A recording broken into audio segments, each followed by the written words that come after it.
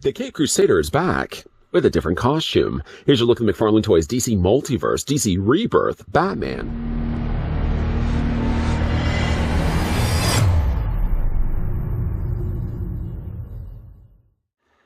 As a child, Bruce Wayne watched as his parents were brutally killed in Gotham City's crime alley.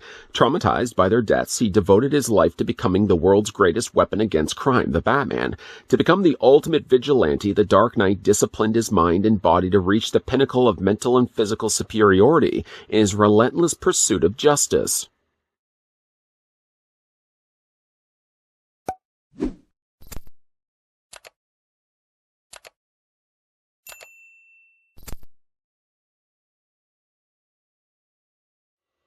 The review of Rebirth Batman will start in a moment. First, figured we would calculate how tall the figure stands. Of course, to do that, I'm going to grab my ruler, put it as close to the top of his pointed cowl as I can get it. Rebirth Batman is 7¼ inches in height, or it's just a little over 18 centimeters tall. Grabbing now some random Batman for size comparisons. First of all, why my personal favorite, Batman Zur-En-Arrh. Even though the colors are a little on the jarring side, still has one of the best, if not the best, head sculpts we've gotten from a Batman from the DC Multiverse. Another figure we can, of course, bring in as well is the Batman from the Three Jokers line, who always seems to be a figure that has a tough time standing. He certainly is a lot bigger than the DC Rebirth Batman we're about to have a look at. And I guess for a little bit more size comparisons, we'll move back to Batman of Zur-En-Arrh. Some of these feats tend to get a little loose over time.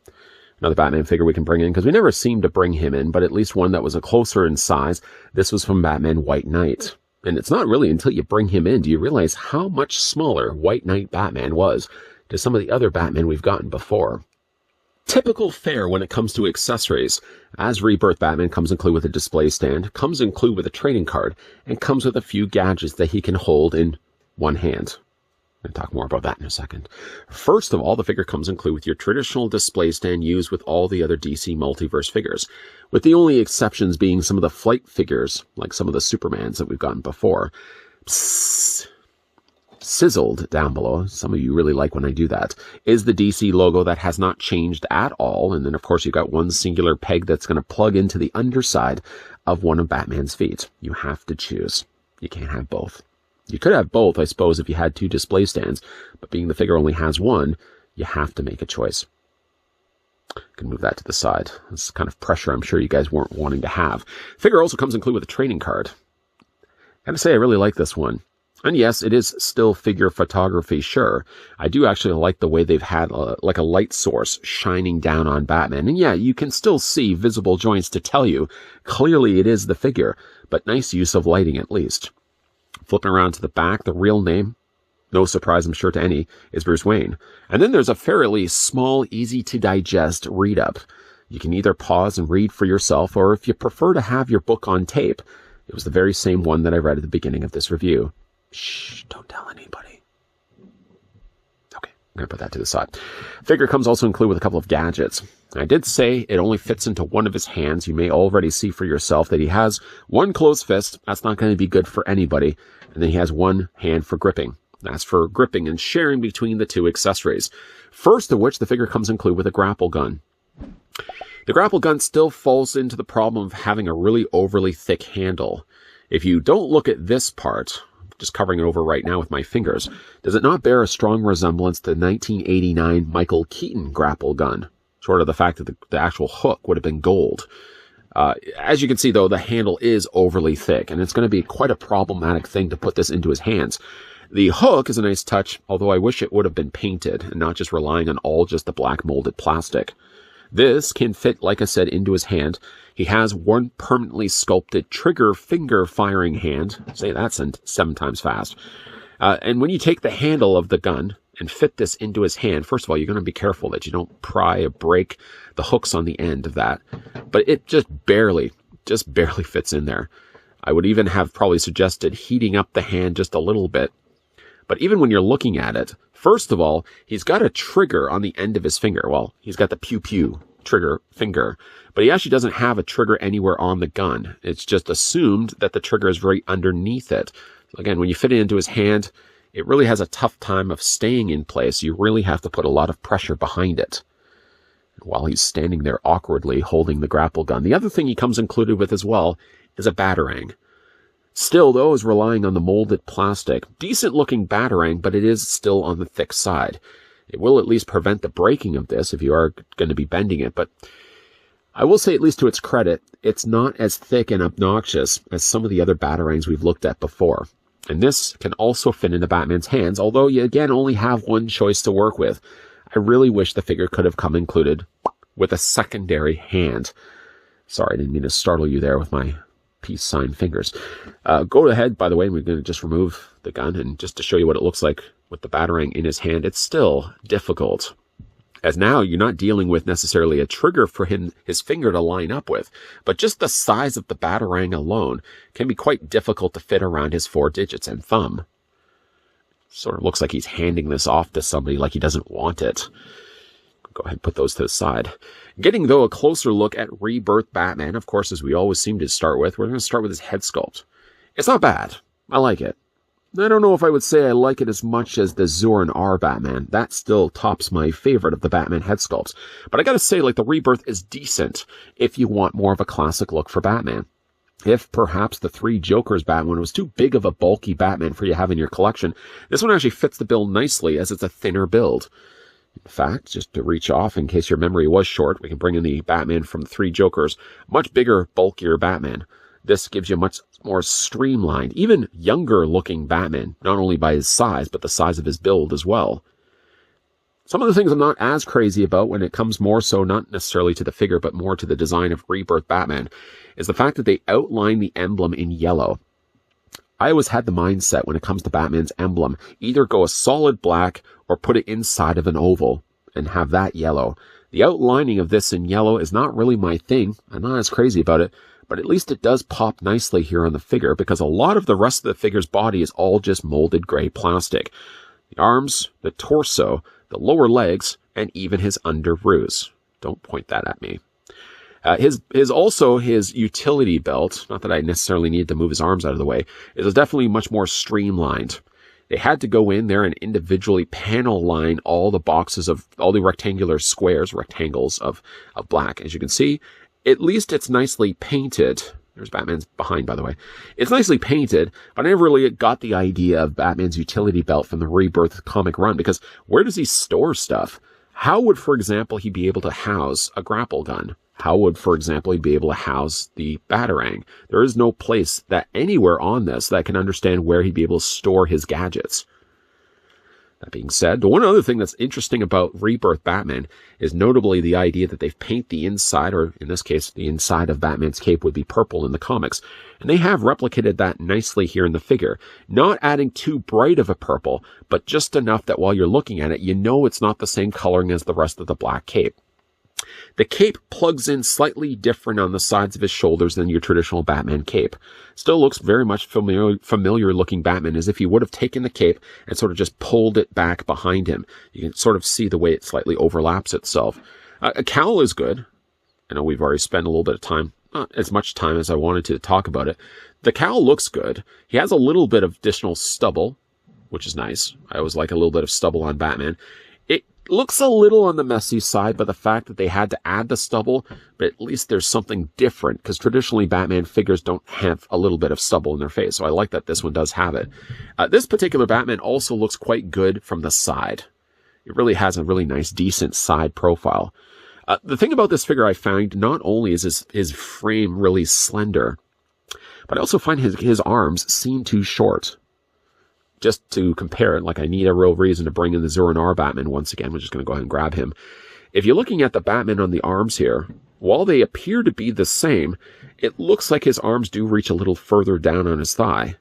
It could maybe just be a more optical illusion, but maybe that's also the fact that Dǝvᴉous Batman seems to have slightly larger hands, and why it looks as if he's more proportionally in place than what we actually get with the Rebirth Batman, who still seems like his arms not only are too short, but also seems like his hands are way too small as well. He does have the gauntlet blades that stick out from the sides of his forearms. They're actually using a softer plastic to do that.